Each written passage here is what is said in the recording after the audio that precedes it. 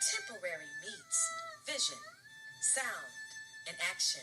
A talk show for great minds that create, inspire, and evolve.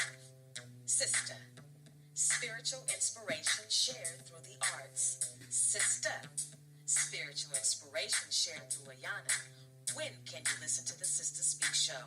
At 7 p.m. Central. Tune in on the go or at your residential. Spreaker, YouTube, Alexa, or SoundCloud. Interviewing special guests that have been blessed and will bless us. Through spoken word and awareness, knowledge is wealth. If you gain and share this in the streets, in the burbs, anywhere that we can be heard. It's about that time to elevate your mind. Feel the beat, Sister Speak. Come and eat a spiritual treat. It's about that time to stimulate your mind. Feel the beat, Sister Speak. Come and eat a spiritual treat. Welcome, welcome, welcome, my brothers and my sisters, to the Laugh Line on the Sister Speak Show. Oh, I am so excited because tonight is the premiere of the Laugh Line on the Sister Speak Show.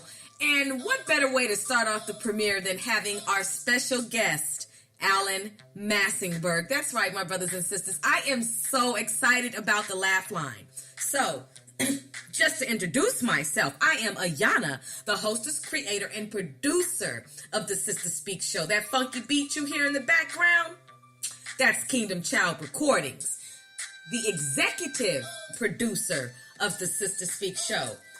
Excuse me, my brothers and my sisters, this evening, I must tell you why I created the Sister Speak Show newest segment, the Laugh Line. I created the Laugh Line because I wanted to highlight local, national, and international comedians. You know, I like to laugh. I like to hear funny things. I like it because it is good for the soul. And what better way than to enjoy a good evening where you're laughing and having a good time. And there are some people who have the gift of humor and who are able to capture and command attention when on stage delivering their comedy. And, you know, there's some people who've tried it and they haven't done too well, but there are others throughout history who have just made a stamp in history when it comes to comedy. So the Laugh Line focuses just on that. Special guest interviews with local, national, and international comedians. Oh, I'm so excited about this. That means we'll have our brothers, my brothers and my sisters on, and we'll vibe with them. We'll let them, you know, just do what they do. You know, the last thing you want to say to somebody is, hey, tell me a joke or just be funny. When you're funny, you're funny. And so that's what we're going to focus on, my brothers and my sisters. So I want you to always get your listening tickets to the Laugh Line. You never know who's going to be on the Laugh Line. But this brother, Alan Massenburg, oh yes, he is dope. He'll be calling in, and we'll have just a little bit of time with him because he has another show. That's how booked he is, brothers and sisters. So how's your day going? Welcome to all my first-time listeners. Welcome back to all of my regular listeners. Let me explain just a little bit about the Sister Speak Show. There are several segments that are on the Sister Speak Show. We have the platform, we have coming to the stage, the culture climate, we have the Laugh Line, which you're listening to this evening, and we also have the tour as well as the search effort. These segments are designed to bring you responsible listening nourishment. So let me just explain. We have special guest interviews, live performances, in-studio interviews, as well as live on location reports. The special guests who will be on the Sister Speak Show, my brothers and sisters, they are dynamic and they are impacting the community with their passions. That's what it's about on the Sister Speak Show, which is a talk show that will keep your mind and soul informed, energized, and encouraged. This is a cultural renaissance platform, my brothers and sisters, that influences a climate that is conducive to who you are and who you should be. No reckless entertainment, just responsible listening nourishment. We don't go dumb, we go wisdom. And just to let you know that I have marked this show explicit this evening, not because I'm expecting anything explicit, but you know, I just like to cover all bases. You understand what I'm saying to you? So listen, my brothers and sisters, when it comes to comedy, look, I know I've been to a few comedy shows, and I'm sure you've been to a few comedy shows. There are comedians who I watch who are definitely funny, but there's some just throughout the history of comedy, my watching comedy, who are just absolutely hilarious. And one person who for me holds the championship when it comes to comedy is Eddie Murphy. Hands down, it's Eddie Murphy. Funny. Eddie Murphy, raw, what? Delirious, what?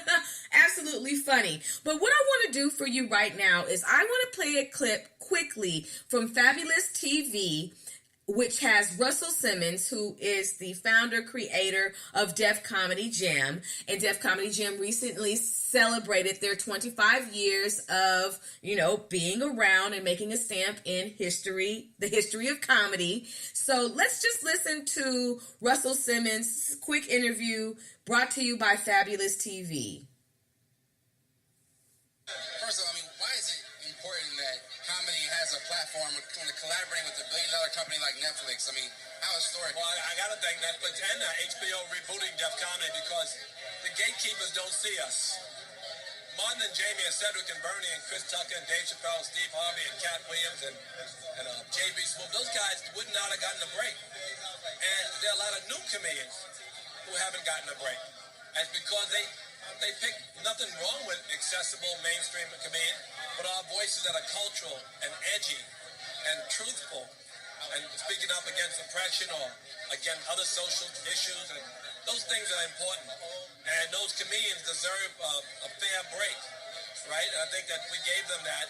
They proved it, that they belonged in the mainstream, that they were not alternative. They were the mainstream, right? But at first they were some alternative. But then when you put them in front of the mainstream audiences, they did very well, right? They became big success stories. And we need more of that. One more question. When it comes to this Dick Gregory, obviously he's edgy like what you were speaking about. What is that you think he would feel about just the opportunity for Netflix to empower? I think that he's smiling it right down his grave. Short and sweet and to the point. That is how Mr. Russell Simmons usually conducts his interviews. When you think of comedians, just from my generation, you think of Richard Pryor, you think of Eddie Murphy, you think of Lavelle Crawford, Kevin Hart, you think of Cheryl Underwood, Adele Givens, Steve Harvey, Bill Bellamy, you think of Chris Tucker. There are just a array of brothers and sisters who have come on the stage and have provided humor, and have really, been absolutely funny. We all can quote various stand-up routines. I'm often quoting something from Eddie Murphy Raw. Like there are just some, certain skits and just certain acts on stage that are just absolutely funny. And there's nothing, more amazing than just sitting there laughing, tears rolling down your face because you're having a great time. And comedians, good ones, are able to tell stories that are relatable, that really touch you and make you laugh. And that's what it's about. Brothers and sisters, I want you to stay tuned. We'll be right back after this commercial break. The host of the Sister Speak Show, next on the Sister Speak Show, coming to the stage, the tour, and coming to the stage. Tuesday, December 5th at 7 p.m. Central Standard Time, El Hakim the Poet. Thursday, December 7th at 7 p.m. Central Standard Time, Reuben Wood. And Tuesday, December 12th at 7 p.m. Central Standard Time, LB the Poet. The Sister Speak Show, where contemporary meets vision, sound, and action. Brothers and sisters, welcome back to the Sister Speak Show. You are listening live to the tour on the Sister Speak Show. This evening, our special guest will be Alan Massenburg. I am Ayana, the hostess of the Sister Speak Show, and I am glad to have you. So getting back to comedians, like I said, I have been to a plethora of stand-up comedy shows. So what's the last comedy show you've been to? I want you to chat live with us on the Sister Speak Show. We want to engage with you, brothers and sisters. So chat live with us. Tell us what was the last stand-up comedy show you went to? Who's your favorite comedian? You know, quote a line. Let's interact. And do you have any questions for my special guest who's coming on this evening, Alan Massenburg? You know, I have a couple questions for him, because one thing that I've always been told is that I'm funny. Okay, I know I'm funny, but I've always been told, oh, you should do stand-up comedy and this, that, and the other. But you know what? Stage fright. I can speak to you and just be as funny, but it's a whole other thing when you get on stage, right? Because listen, I'm about to play what's called canned laughter. This is canned laughter. Right? That's an effect that I have on my console that I can add to any part of the shows that I want. Once again, canned laughter. And what canned laughter does, it's inserted into certain parts of sitcoms, that being the root word, you know, with comedy, that it's designed to engage you into interacting with the show and for you to, you know, to highlight parts that are supposed to be funny. Now, the only thing with canned laughter is, you know, sometimes it's just like canned applause. Like, I watched the show Bring It on Lifetime, and they always add in this extra crowd cheer. And it's just like, it throws it off because you're looking in the crowd and, you know, that's not that many people there. I mean, there's people there, no doubt, no, you know, I'm definitely not throwing any shade, but you can hear the canned applause. And you know, throughout time, when you're looking at comedic sitcoms and things like that, or sitcoms, you know, you have canned laughter where you have this robotic almost audience, or not even robotic, because people actually do record their voices when they laugh and then they, you know, then play it for the shows. But it's, like I said, it's designed to make it funnier, but sometimes it can throw it off. You know, sometimes you can watch a show and you think it's going to be serious, and the next thing you know, here comes right? And then you're like, So, you know, the one thing that we want authentic laughter, right? Now, I may throw that effect in from time to time. You never know, but it has to be good timing. Timing is everything. And that's another thing with comedians. You know, you have to really have some good time. You have to really be able to say, you know what? You have to execute that punchline. You've got to be able to get on stage and grasp the audience immediately. Otherwise, you'll lose them. There's nothing wrong to watching someone bomb completely. This isn't the day. This isn't the day that your comedic act is going to show. It's not going to work. You know, Showtime at the Apollo is one good example of, if you don't have it together, that is a tough crowd. And one thing that it is hard to do is make somebody laugh on cue, right? But you want to be able to get out there because, you know, your family members tell you you're funny and your local friends tell you you're funny. But nationally, that's a whole nother audition. See, because you have to audition for the rest of the people to see and hear you, right? Brothers and sisters calling in live to the Sister Speak Show. It's my brother, Alan Massenburg. Hello, my brother. How are you doing? I am fine. Thank you for calling into the Laugh Line and being the first guest on the premiere of the Laugh Line this evening. No problem. Thanks for having me. I really appreciate you. Oh, of course. Now, we know that your time is very limited this evening, so we want to get right into it. What made you say, you know what, I'm funny and I'm going to share it with the world? Yes, easy. But pretty much all my life, I've pretty much been an a-hole all my life. And Instagram, pretty much, I started getting busy on Instagram like 3 or 4 years ago, and it's been going pretty well. And people was like, man, you should try stand up. And I just started trying stand up, and I was really good at that too. So pretty much been a comedian now, you know, just going hard on stage, on internet, you know, everywhere pretty much. Oh, yes. No, I love watching your posts, brothers and sisters. Like I said, you know, you've got to watch this brother's post because he shoots it straight. He does not hold back. And that's what I love because you keep it 100. See, I ain't going to block you, Alan. I don't know why these people are trying to block you. I ain't going to block you because I like to hear what you have to say. So, you know, when you started, you know, okay, look, I'm going to go live. I'm going to record these videos. Like, what prompted you to do that? Well, I don't know. I just wanted to, because Twitter used to be popping right years ago. Like Twitter was the main thing years ago, and I used to tweet and be funny on there. And then when Instagram came around, I was like, okay, how can I be funny on here too? You don't want to just post your tweets. So I was like, let me just speak my tweets. So I kind of just like, if I come up with a good idea instead of tweeting it, I'll just talk to the camera and give it to the people. Just a minute of me telling how I feel about any certain topic. And that's what I do. I love it. I really do, because you don't care who it is. You go say what you have to say. And so what has been the highlight of those videos? Like, what are the responses that people are giving you when you post? I just love when people say like things like, man, I didn't know how to articulate that, but you put that in the right words. Like, and it was funny at that. Like that's what's good for me. When people say like they think like me, but just can't get it out. But I got like the gift to like, put it together and articulate it to the people. And that makes me happy. That's a highlight for me when people say like, yo, you think like me, but you find the funny in it. That's dope for me.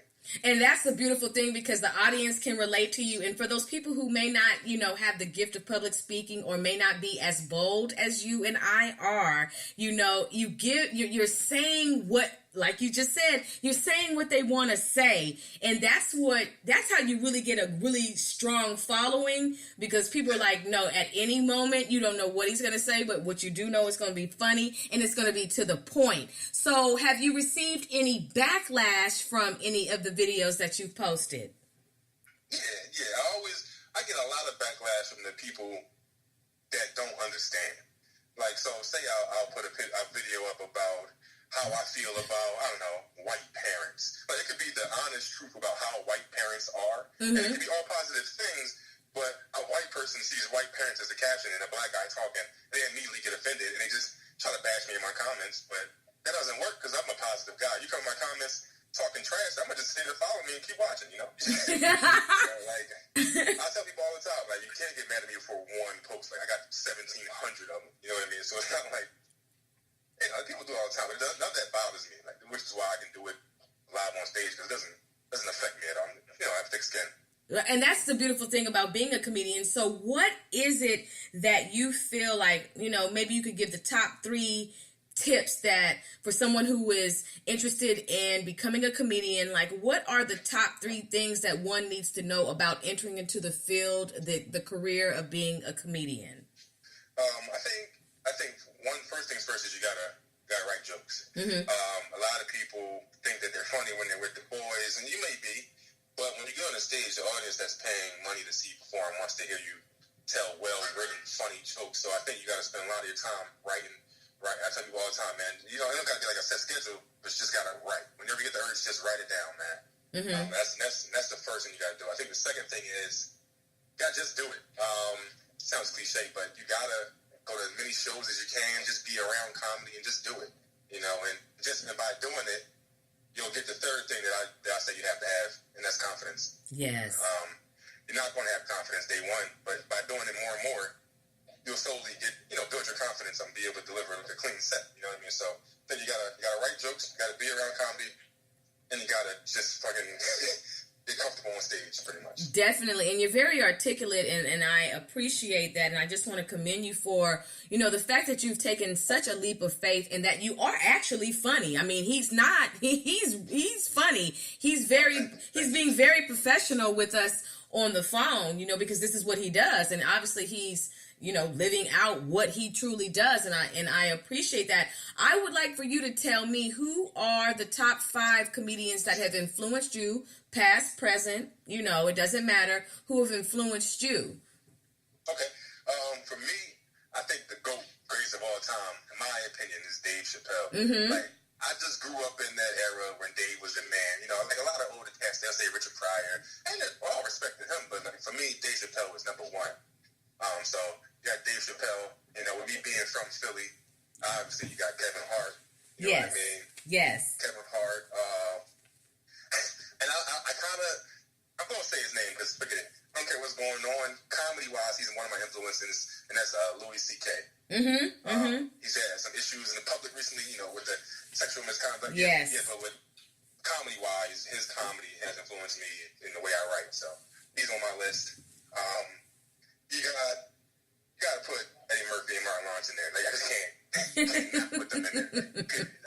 It's blasphemy, but if I don't put them in there, so yes, that's my top 5 right there. Yes, and so if there were to be a Kings of Comedy tour, who would you put to come into the 2018 Kings of Comedy tour?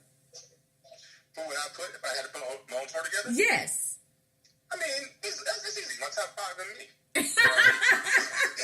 That's easy. And of course, I'll be headlining.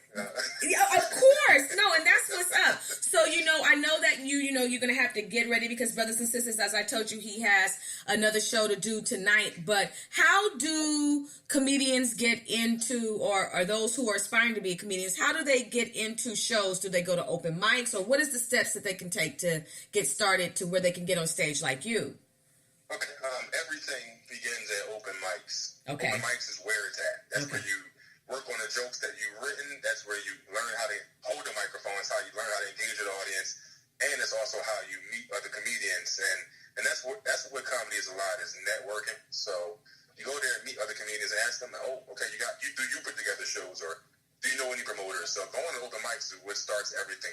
When it comes to comedy and when it comes to networking, you got to go to open mics. That's pretty much it. Okay, so do you have a manager, or are you independent, or how does that work? Yeah, I'm a manager right now. I mean, I manage my own stuff. I don't have one. I don't, no manager, no agent. Right. So for me, I do well because before comedy, I was a corporate salesman. So I was corporate selling and networking, and so I can do that, on my own until I physically don't have the time anymore. But until then, I'm gonna just get all the money myself. No, that's the way to go, my brother. I am all with you. That is the type of math that I have. So could you please tell everybody how they can reach you on all of your social media platforms? Yeah. All my social media is all under the same name. It's Twitter, Instagram, Facebook, everything. It's my real name. It's Alan, Alan, Massenburg, Massenberg. That's Alan Massenburg. That is beautiful. I'm sorry, I didn't mean to cut you off. Yeah, that'll pop up with everything if you search it. That's beautiful. I really appreciate your time. And so what are the next events that everybody can catch you at, whether it's in Philly or, traveling abroad? Okay, so December 9th, next Saturday, I'll be in Philly. December 14th, be up in New York. December 7th, I'm in Delaware. So I'm just all over the Northeast, I'm pretty much everywhere all the time. So the best thing to do is follow me. I post everything I do. So. Okay, well, I really appreciate that, and I hope that you come to Dallas, and if you don't come to Dallas, like I said, I plan on doing a lot of traveling in 2018, so hopefully I'll be able to come and see where you are. Brothers and sisters, you've just been listening live to Alan Massenburg. We don't want to hold him because he's got to go do what he has to do. I do thank you for calling into the Sister Speak show. I will send you a copy of the show, and I would like for you to come back on the Sister Speak show when you have just a little bit more time. Yeah, look, I'm down for whatever, man. I'm down. Anytime you want to have me on the show, I'm honored to be on here. I don't mind at all. I'm just my dumb ass, I didn't know that. You guys are on Central Time, and I'm on Eastern Time, so I messed up my time. So my show, I put it on together right now. It's about to start as soon as I hang up, so I just wish I had more time. But next time I will for you. I appreciate you, and did you have a good time being on the Sister Speak show? Oh, man, I loved it. I enjoyed my time. Okay, my brother, I hope you have a wonderful evening, and I hope your show rocks, and I will talk to you later. All right, sounds good. Thank you. Bye-bye. Oh, brothers and sisters. Ooh, let's give it up for Alan Massenburg.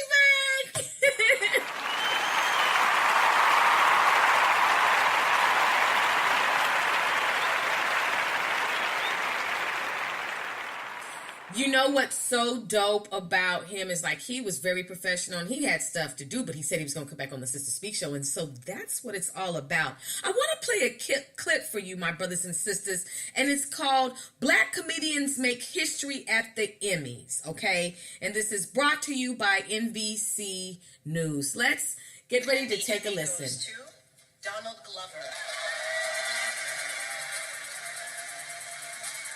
I want to thank Trump for making black people #1 on the most oppressed list. He's the reason I'm probably up here. And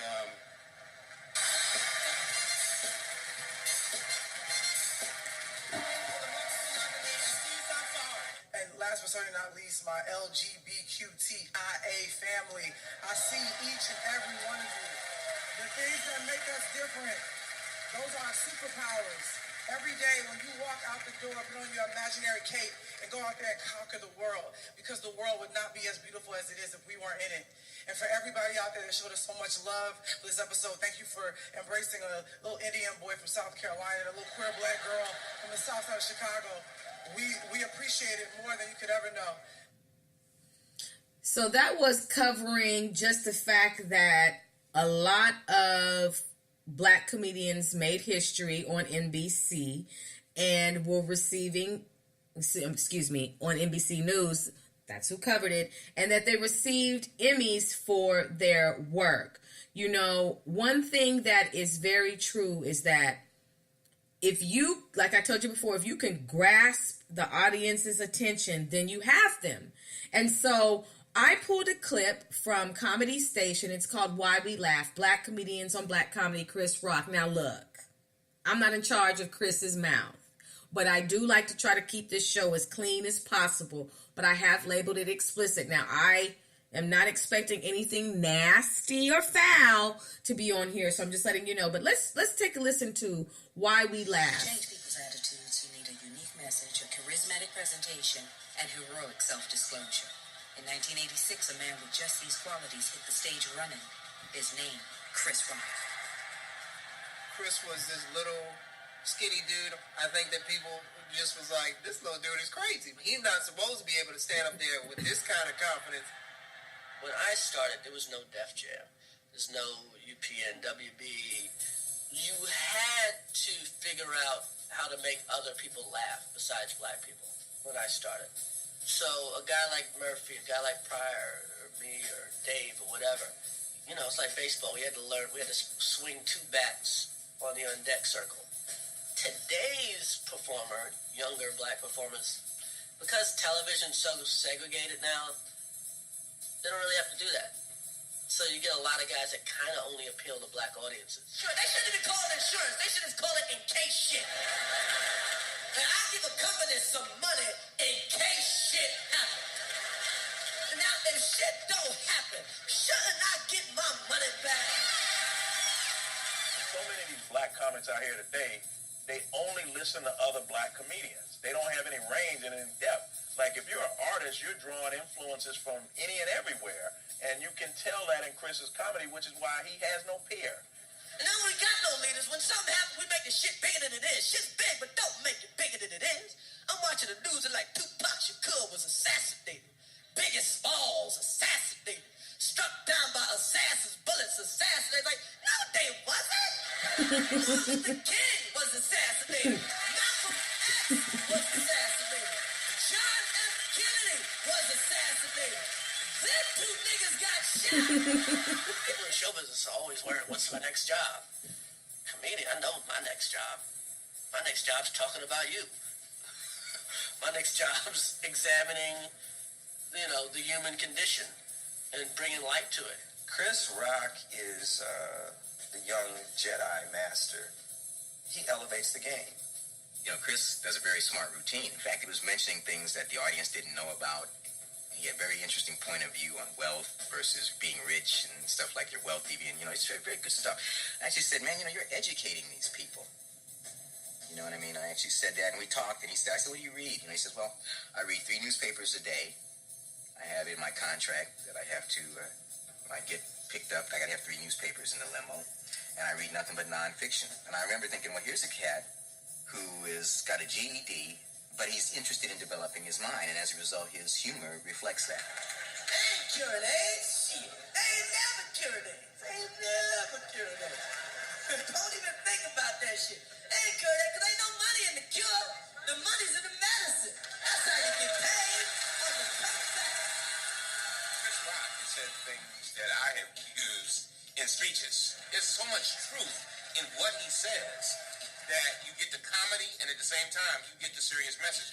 Well, if I celebrate anybody, it would be a guy like a Chris Rock, whose comedic genius resides in the ability, both in his films, but also in his stand-up, to tell the truth about the underside of American practices as well as African-American practices. And if the future of black comedy has any powerful function, it is in what a guy like a Chris Rock is able to do. If I ever get married, I have to go off to the woods of Africa and find me. So, brothers and sisters, that right there was a clip where they just did, this was by Comedy Station, a brief little documentary on, I'm going to say little, on Chris Rock. So, I want to play another version of comedy that comes across the stage, you know, because there are comedians who express themselves and they don't hold their tongue. And there are some who get up there and they don't use any swear words. So I'm going to play a clip from Joe Recca. This is off of BET Comic View.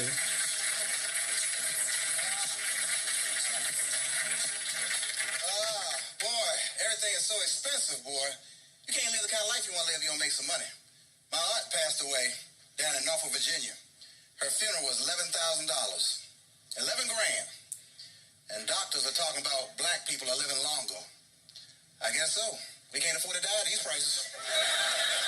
Our brother better hold on. $11,000? That's why black people don't commit suicide. Because if you want to kill yourself, you got to save up for it first. Anybody got 11 grand laying around?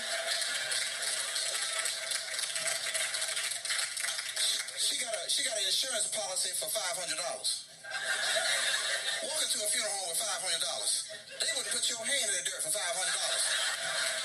You couldn't lay away nobody for $500. Why don't you upgrade the policy? Yeah, 50 years ago you could bury somebody for $500. Not today. Upgrade the policy. She smoked Newport cigarettes and she drank Sprite. So at her funeral, her daughter put a can of Sprite and a pack of Newport cigarettes in a casket with her mama. I'm sitting in the back of the church going, this got to be the craziest mess I've seen. They got her, here she laying in the casket dead, and then they got her hand up like this, like she doing a commercial for Sprite and Newports. She looked like Weekend at Bernie's. She up there. Why would you bury your mama holding a can of Sprite and a pack of Newport cigarettes? And you know, and they didn't even bury the woman. I can't even make this stuff, but they didn't bury the woman. They cremated her. And the first Thanksgiving dinner after she was cremated, her daughter brings her to the Thanksgiving dinner.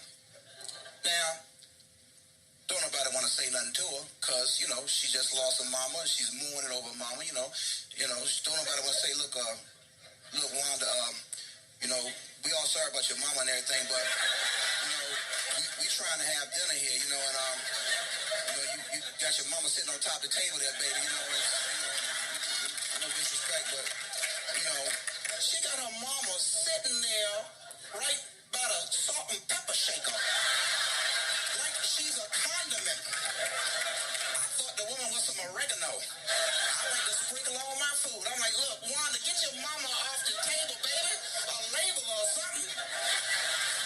Somebody gonna think she an ashtray and it's gonna really be ashes to ashes. Get your mama off the table, baby. Put it in the sink. I don't know what you want to do with it, you know.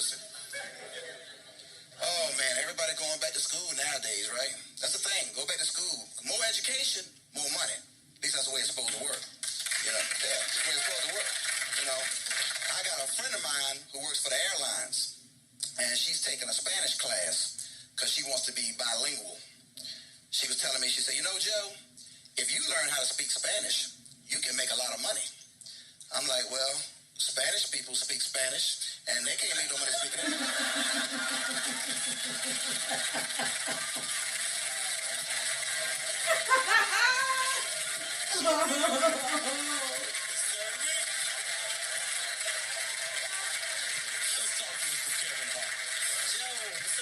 That was... Hey, it was not only was it funny, man, but it seemed to me it was polished. The segues, the flow. It's like you were telling the story, and along that story, you had so many levels that it just kept going up and up and up, man. My favorite so far. Good job. Thank you. Mr. Paul Mooney. Did black people brave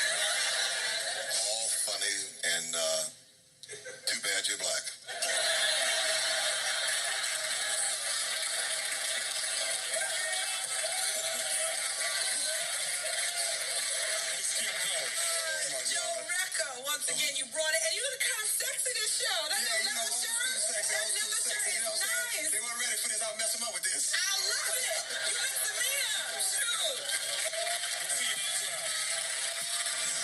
I love Mooney. I mean, he's a genius comedian, so just to be performing in front of him, to have entertained him, that was a privilege. Brothers and sisters, look, okay?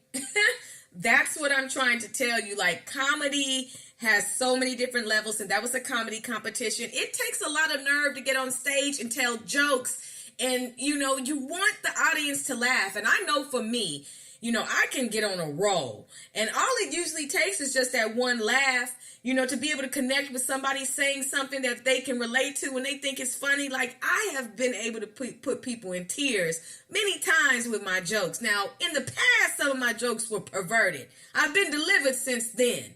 But some of my jokes were just absolutely raw.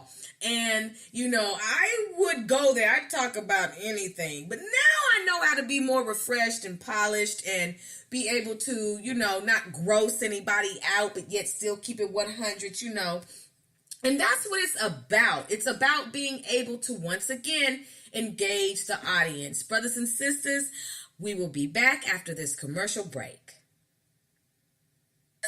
Local, national, international attention to those who have gone missing in our communities. Cold cases in our communities, stories from survivors, special guest interviews. We want you to be on the Sister Speak show. Are you a survivor of a stalking, a kidnapping? Do you have a missing loved one? Contact the Sister Speak show at SGTPGW or at sistergoodthing.com. Airing January 2018, Wednesday, 7 p.m. Central Standard Time. Welcome back to the Laugh Line on the Sister Speak show. This is your host, Ayana of the Sister Speak show. I'm so glad that you are still tuning in. Brothers and sisters, this is the premiere of the Laugh Line.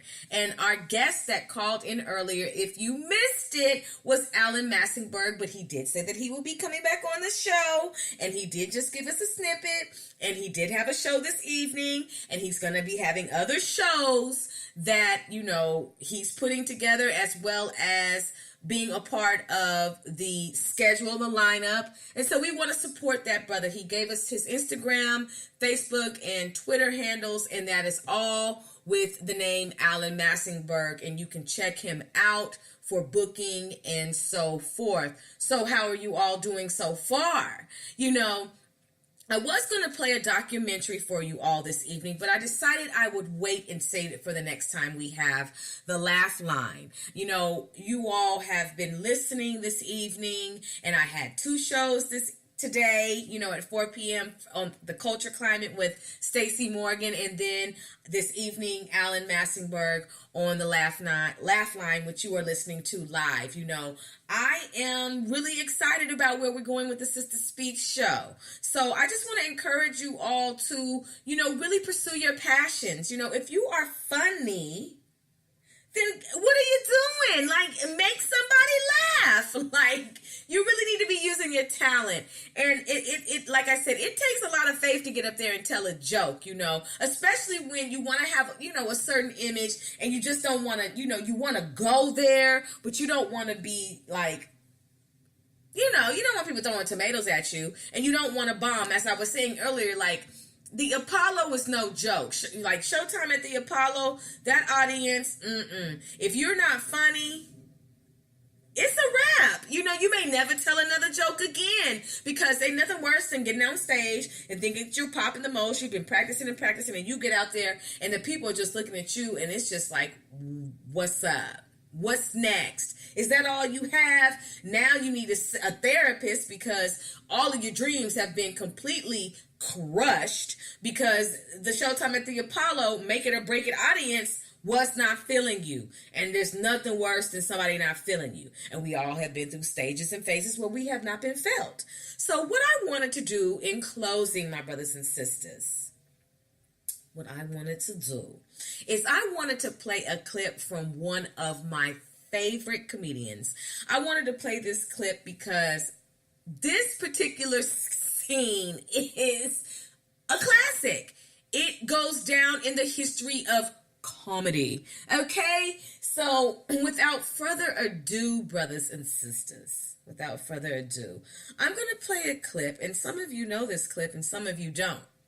Some of you didn't grow up with Eddie Murphy. You grew up with David Chappelle and Kevin Hart and those who come after Eddie Murphy. But I grew up with Eddie, and I am going to share a famous clip from Eddie Murphy Raw. Here we go. Was a good cook after I moved out of the house. When you're a child, if your mother doesn't take you to McDonald's, you don't think she can cook. And I have one of those mothers, no matter what you want, she has the ingredients at home. You say, Ma, I want to stop and get some McDonald's. She go, I got hamburger meat at home. I want McDonald's hamburger. I make your hamburger better than McDonald's. Better than McDonald's? That's right. When you get home, you can help Mama make it. You say, shit, that's better than McDonald's. You must say, okay, go get the big black frying pan from under the stove. So you hand the big black frying pan, and she said, now while you're in there, I want you to go get the refrigerator, give me the chopped meat, and while you're in there, get me a green pepper and an onion. And you said, ain't no green peppers in McDonald's. I'm not making McDonald's, I'm making your mama's burger. I need a green pepper and an onion. While you're in there, give me an egg out too. What you need eggs for? I want a hamburger. You make an egg McMuffin. I'm not making an egg McMuffin. I don't even know what no damn egg McMuffin is. Just give me the egg out, just shut your mouth. And she take the egg and the green peppers and chop the green pepper up in big chunks. Don't even dice it. Big chunks of green peppers and onion, and mix the egg in and put paprika and all this shit in and make a big meatball and put it in the middle of this frying pan. And McDonald's, the meat is this thin. Your mother's shit is like this, is fatter. Green peppers hanging out of it and shit, and there's a big split in the middle, and grease is popping out, and you're looking at it while it's popping, you're looking at the grease in the pan, and you're thinking to yourself, that don't look like no McDonald's. Then you must say, go inside the refrigerator and go inside there and get me the bread out the bread box. And you go look in the bread box, and you say, Ma, we don't have no hamburger buns. All we have is Wonder Bread. That's what I said, get the bread out the bread box. You gonna put it on square Wonder Bread? Goddamn it, bread is bread. You better bring me that bread before I slap you in your mouth. Don't tell me some Wonder Bread. What's that bread called? So tell me some shit about Wonder Bread. This is Wonder Bread. A hamburger is a hamburger. And you make it and put it in the middle of square Wonder Bread. At McDonald's, they use buns. The meat covers the whole bread. And your mother's, the meat's right in the middle of the bread. With grease running through the middle, making the bread stick to the plate. Now, there's big green peppers hanging out the top of this big meatball on the bread, and you try to put some ketchup on it, and the mix with the grease turn the bread into pink dough. Then you grab it and get fingerprinted, and you got big pink fingerprints in the dough, and you stand there looking at it, and you try to make it look like McDonald's, so you rip the edges off and round and make it round. You got green peppers and grease running down your hand, and your mother say, now go on outside and play. And the other kids got McDonald's. They outside going, we got McDonald's.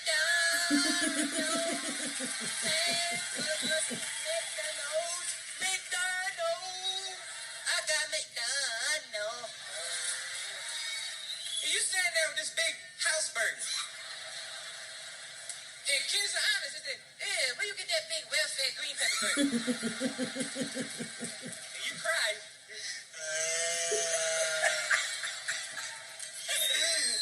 My mother made it. And long slob. When little kids cry, some long slob come out their mouth and it hangs this far to the ground. And it won't break. And adults stand around going, that slob won't break. And it won't. The wind can blow. That slob.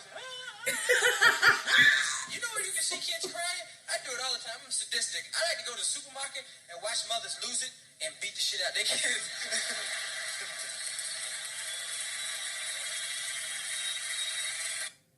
Brothers and sisters, let's give it up for Eddie Murphy.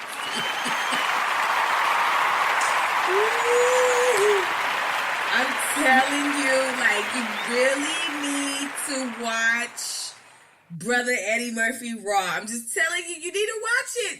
I mean, for no other reasons, just so you could just, he is a really good storyteller. But you know who else is a really good storyteller? Kevin Hart. Kevin Hart will have you rolling. I mean, the way he tells stories is all the way live. Like, you're on the edge of your seat. You want to know what's next. You know, there's never like a dry moment for the most part. Like, I've never really seen too many shows that he's done where you needed to put some lotion on one of the shows. Like, it's a little dry. You know, I pretty much can roll with Kevin Hart, you know, when it comes to comedy. He's very funny. And there's nothing better than a storyteller, somebody who's able to just really just, like I said, relate to you, and you're able to relate to them. And so, you know, salute. I'll say a salute to, I was going to say hats off, but I don't have a hat on.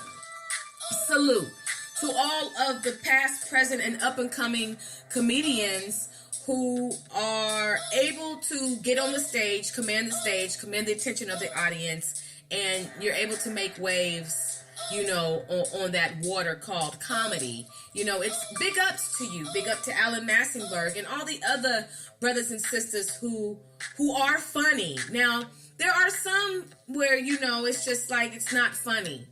You need to stop. You need to cut it. There are some who need to cut it, you know. And I'm not trying to be rude. It's just that that's not your lane. But I'm not trying to still, you know, kill your dreams or anything. I want you to pursue your passions.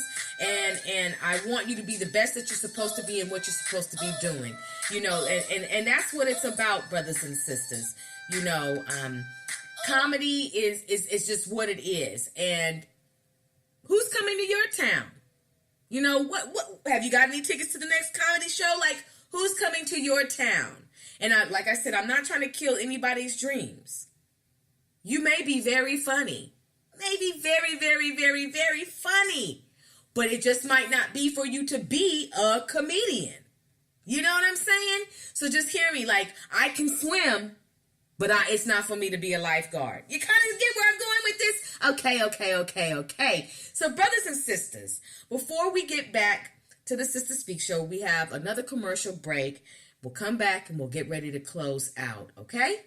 Here we go. Of the Sister Speak Show, next on the Sister Speak Show, coming to the stage, the tour, and coming to the stage, Tuesday, December 5th at 7 p.m. Central Standard Time, El Hakim the Poet.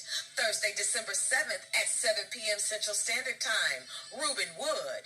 And Tuesday, December 12th at 7 p.m. Central Standard Time, LB the Poet. The Sister Speak Show, where contemporary meets vision, sound, and action. Welcome back to the Laugh Line. On the Sister Speak Show, I am your hostess, Ayana Holloman. I thank you for tuning in to the Laugh Line, the premiere of the Laugh Line. You all know that my special, excuse me, now that is disgusting, and I'm mad about it. Because here I am trying to speak, and it's always that Mucinex monster that likes to try to come up and attack my voice. And it's so disgusting because I know you guys are like, what is she going to do with that next? I heard it come up. Where is it going? Is she swallowing it or is she getting rid of it? I'm telling you, I'm going to expectorate, which means to spit. I'm just saying. You know what, brothers and sisters? A question I have to ask you before we sign off of the Sister Speak Show. If you had to go on the Family Feud, who of your family would you have on the Family Feud? Which one of your family members do you know could hold it down if you had to go on the Family Feud? Because I watched the Family Feud, you know, with Steve Harvey hosting, and I have seen some tragic situations. And you know, one thing that I just want to say, look, if I get on the Family Feud and I choose, because, you know, I'd have to really, really think about who could hold it down for a whole show and come up with some answers. And, you know, the pickings might be a little slim, I'm just being honest. But this is the one thing I don't want you to do for me. When I go on the Family Feud, if I give an answer that was whack, if I give an answer that was dumb, if I give an answer that absolutely got all the X's that could ever be X'd, don't clap for me and tell me good answer. That's not loyalty. You're not being a true friend to me. Look, you and I both know, we've seen the Family Feud, and those aren't good answers.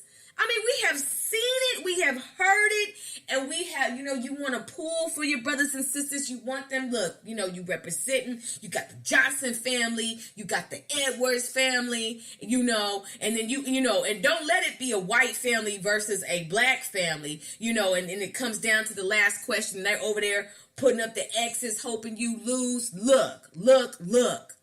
Don't let that other family be confident in the fact that you don't have any answers for this show. And another thing, who are the top 100 people that they are surveying? Have they ever knocked on your door and surveyed you?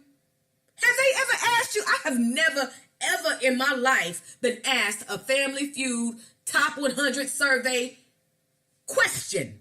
Okay, I don't know who the top 100 people are that they're surveying, because when they get ready for the little, the fast roundup where they have to, where they're all fighting for the money in the car, like, look, I would have never guessed that answer at all. So who are the people? If you've ever been interviewed by Family Feud to be one of the 100 people who said, please chat live with us. Let me know. And number 2, if we are a family and we are playing for this car, how we gonna split the car? That's the shady thing. Like, I feel like if there's 5 of us, then there should be 5 cars. Like, where's the caravan? Why is there only 1 car? And it's always, I'm not trying to be shady. I'm not even going to get into the make and models of cars. People have their choices. But I'm just saying, though, there's never any tints on the windows. There's definitely never any chrome rims. And I'm not saying that all the cars have to have chrome rims. But I'm saying, though, how we going to split this? Because it's bad enough that we playing for $20,000 and there's 5 of us. And then there's taxes. Oh, this is getting thinner and thinner and thinner. I'm just saying, who would you choose to be the top 5 family members on the show?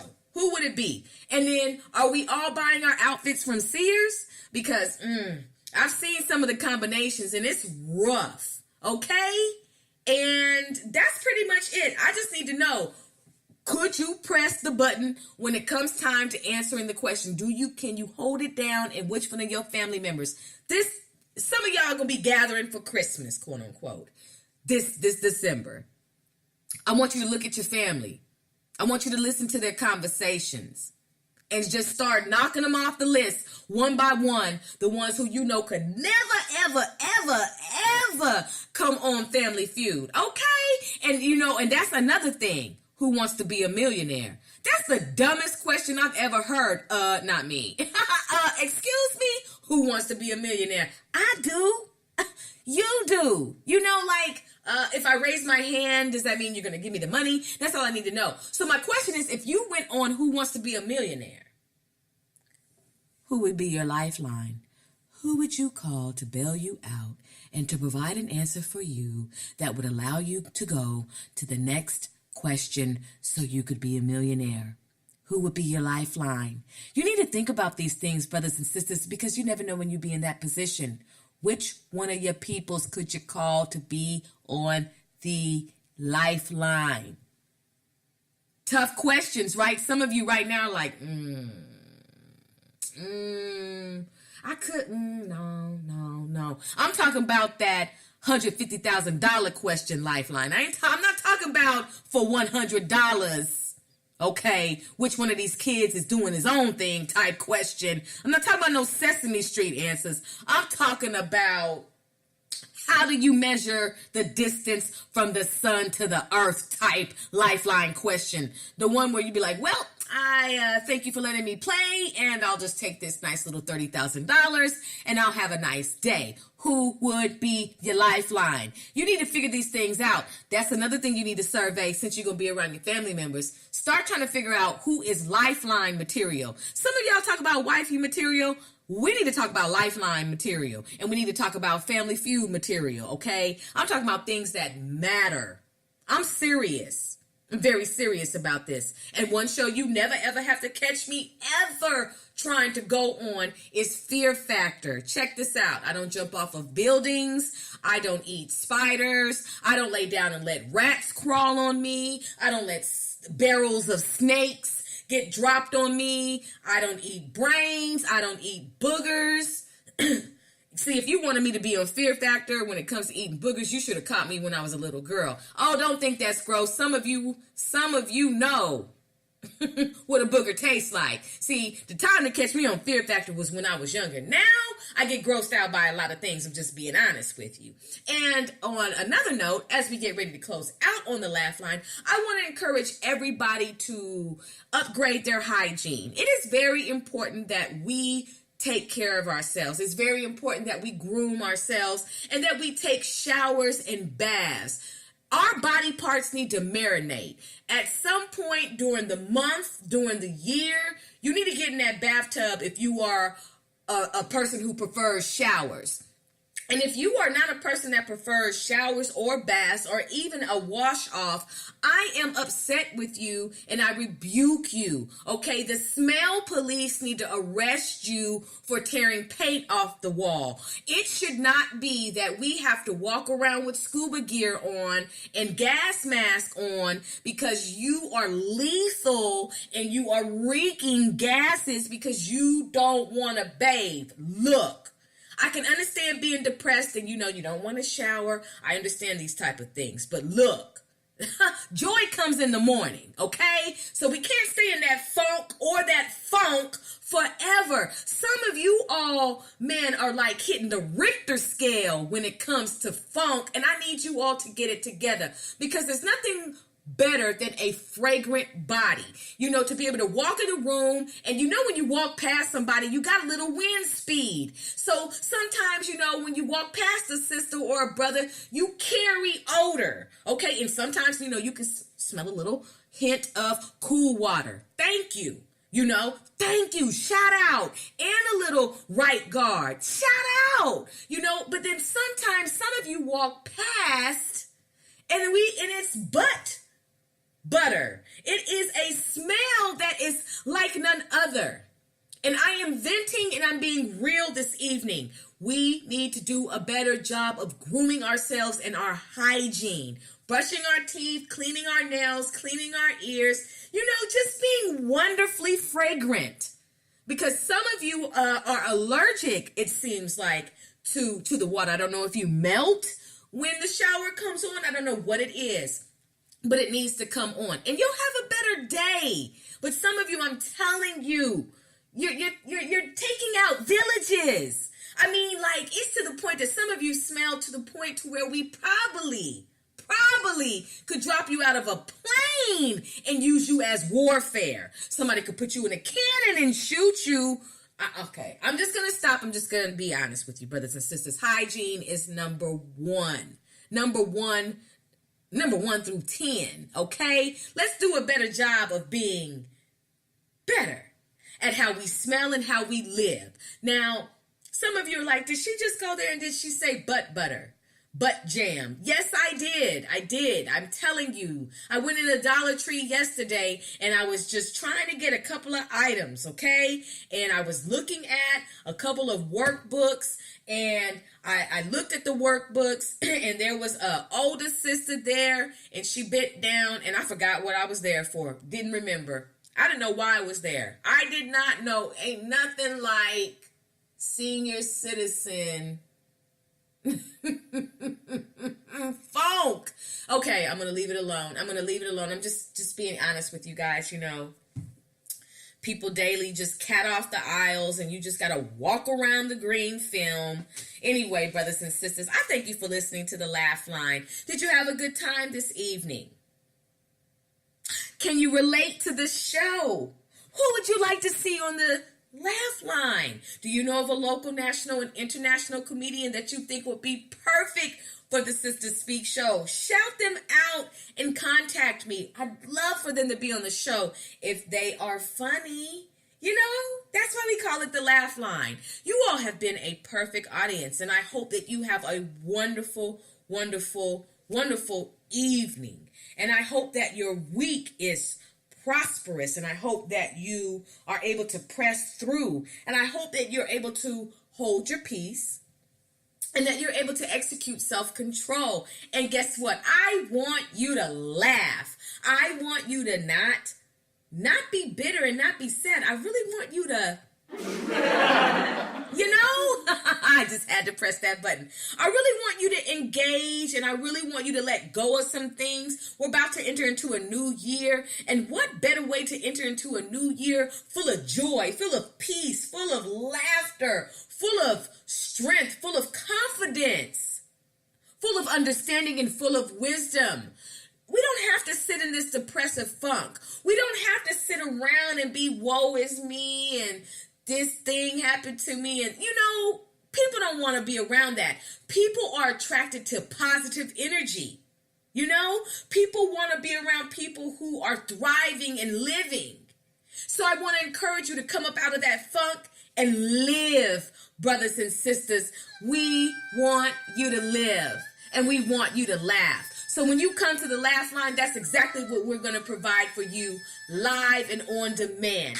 Special guest interviews, local, national, and international comedians. That's what the Laugh Line is about, hosted by me, Ayana Holloman. Thank you for tuning in live to the Laugh Line this evening. The premiere of the Laugh Line recorded live from Dallas County, Texas, Cedar Hill, Texas to be exact. I want you to pray without ceasing this evening. I want you to drink some water before you go to bed and water when you wake up. Your body's made of 95% of water. Your body needs water. That's how you look young, feel young, and you live young. Brothers and sisters, until Tuesday, don't forget, coming to the stage, Tuesday, El Hakeem the Poet. That's right, brothers and sisters, from New York. This brother is no joke. Okay, coming to the stage, El Hakeem the Poet, and then Thursday, December 7th at 7 p.m. Central Standard Time. The tour, we have Reuben Wood, and then December 12th, LB the Poet coming to the stage. Yes, the lineup is packed, it is full, and it is on fire. Until Tuesday, I am Ayana, and I am signing off. You have a wonderful, wonderful evening and a wonderful week. Take care.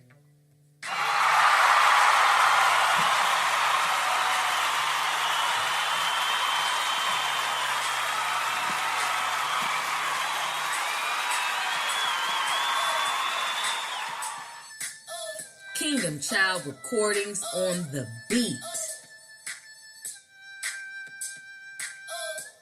Signing off. Hey. Take care, brothers and sisters.